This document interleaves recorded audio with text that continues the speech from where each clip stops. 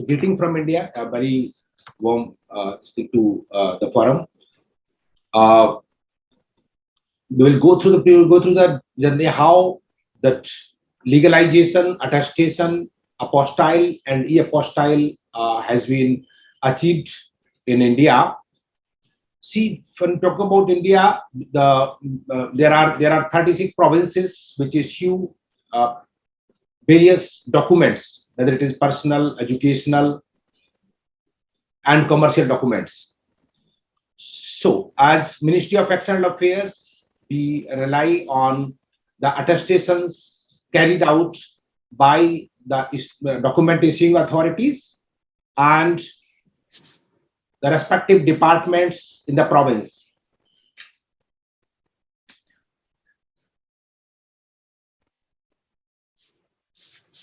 These are the services in place. This is legalization of documents, paper-based apostille.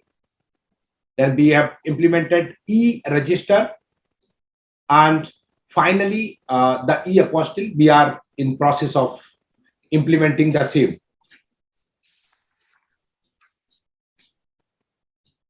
In India, these are the stakeholders for the apostille system, that is Ministry of External Affairs, Indian missions abroad working on behalf of Government of India, Ministry of Education for educational documents, various document issuing authorities in India, which include educational documents and personal documents. So when we're talking about educational documents, these are policies are driven by Ministry of Education, and the universities which operate under administrative control of either central government or the provinces, they issue the education certificate. The boards, which again function under administrative control of the provinces, so they issue these certificates. When we talk about the number of such institutions, so there are 36 educational boards which issue these school certificates. Then there are universities which are categorized into broadly 3 categories: the central universities, the deemed universities, and the state universities. So the universities which are created as part of this legislature from the state, these are the state universities. We have a general administration department who are responsible in the particular province for recognition and the attestation of the document. We have outsourcing agencies who are working on behalf of Government of India, Ministry of External Affairs. So they are the point of contact, single point of contact for the citizen. Then we have got governments and employers abroad. So they are the ultimate recipient of the document, who will be verifying, who will be receiving these documents and presented by the Indian citizen. And finally, the applicant, who is the holder of the document. If you see that the movement of the document in place before, because what we have done is we have achieved this process by putting the digital processes in place at multi-tier, and this system we call it as e-Sanad. So e-Sanad is the system which facilitates all 3 type of services. This is legalization, apostille, and in eventually the e-apostille. So these were the process steps or the movement of documents pre e-Sanad system. So pre-digitization. This is the system has been developed as part of the Digital India program of the government. So applicants, they used to issue these used to approach to document issuing authorities for verification by them. Then they used to visit the State Home Department for verification of the documents. If they endorse the used to endorse the documents, then they will reach to the Ministry of External Affairs counters or to the outsource agencies. Then it comes to Ministry of External Affairs. the concerned divisions, concerned section who are responsible for issuance of legalization and attestations. And finally, the document goes back to outsourcing agencies and which they deliver to applicant. How we have reduced this step, because this is a chain of trust in the manual system, that is pre-digitalization. How this is the objective of e-Sanad system, which eventually will reach e-Apostille. This is contactless, cashless, and paperless service. Process reengineering. So that entire trust chain has been re-engineered to reduce the number of administrative steps and point of contact by the citizen. We have got electronic movement of the documents among stakeholders. Digital identity-based verification. So these documents are verified on the basis of the digital identity of the citizen as well as the issuing authorities. Digital attestation.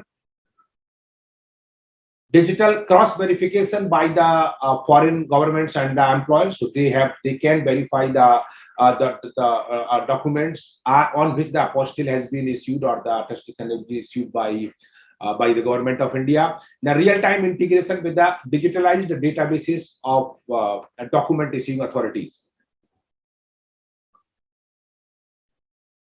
These are the process steps for legalization being followed. This is document verification by the document issuing authorities, the document verification by the concerned state or province, and then issuance of legalization by the Ministry of External Affairs.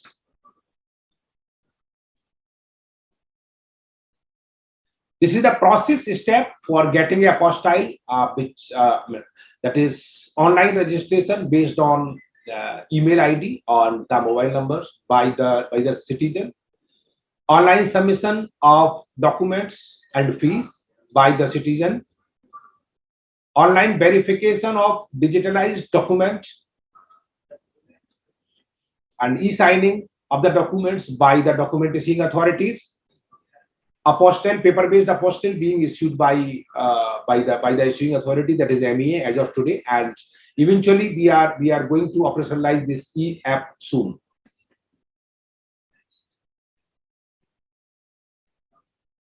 Based on the different level of digitalization of these authorities, these document issuing authorities, there are three models which have been devised. One is the model one, we call it as for the document issuing authorities who have the documents which are digitally signed and stored in their repository. These repositories are owned by the respective provinces or by the central agencies like Digital Locker and all. Model two, where the integration, these documents are not readily available in the digitally signed form, but as a workflow process, we facilitate the document issuing authorities. So then when we verify these documents are stored into their repositories for future use. So when we talked about blockchain and also that is the scope for implementation of the blockchain and all over area. Then model three, this is basically extending the e-Sanad system to the states or the general administration departments where the legacy documents still exist in the paper form. So these are the cases where the workflow process of the system allows the document issuing authorities and the general administration department to verify the document from the paper and digitally sign into the e-Sanad system. And once digitally signed, it will be stored into the repository of the Ministry of External Affairs. So depending on the various level of digitalization of these document issuing authorities, these three models have been devised and integrated with the e-Sanad system for the benefit of the citizen. These are the process steps of workflow models of all of these three models.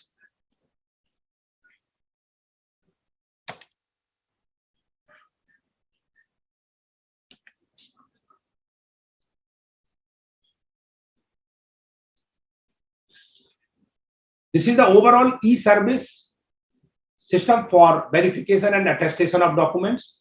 So applicant, they visit the e-Sanad portal for online application. They make the online payment. The data is made available to the ministry.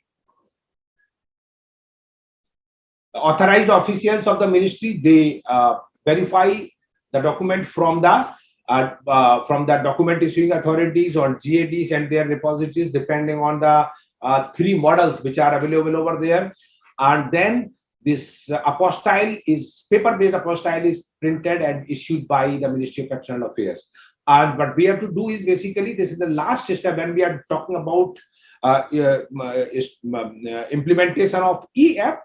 This is the step where we shall be introducing the new processes to achieve the e-apostille. These are the outcome of the implementation of e-Sanad portal, that is contactless, cashless, and less paper service. So as a outcome, because still we go for e-app, this is a less paper service. So the outcome, the output is in paper form. Real-time status inquiry. This status inquiry can be carried out by the citizen on a real-time fashion. E-registration for attested apostille documents for individuals. There is a holder, the organization and agencies to whom citizen authorizes to check the veracity of the ME attestation. Applicant shall be uploaded on each through the email and SMS. So basically, what is happening is that each process steps are being informed to the citizen, and apostille documents are sent through the speed post as of today, as it is a paper process. This is the paper form of apostille being issued by the ministry, and this is the format which have been designed for e-apostille. So there are all 10 mandatory fields along with the QR code, which shall be part of the e-app. You can see that QR code is part of the paper apostille also as of today, which can be used by the organizations who want to verify the document, and using this QR code, they will be able to access the e-register, which is published on ministry's website. This is the e-register verification process, how the foreign employees, the foreign governments, they can verify the apostille which has been, or the attestation which has been issued by Ministry of External Affairs by reading the barcodes. This is the process step for that.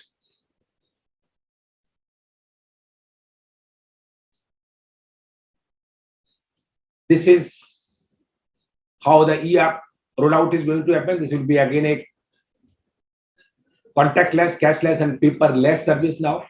Then electronic movement of documents among stakeholders, digital verification by foreign governments using e-register, substantial time saving on as compared to the existing processes.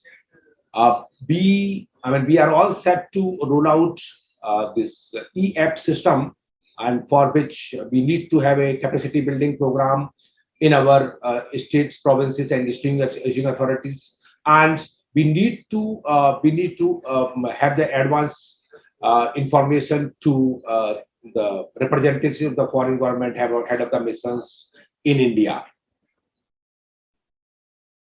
So we expect that we shall be rolling it out practically for our applicants by 2022, and meanwhile we have been in the process of strengthening the repositories being maintained by the provinces.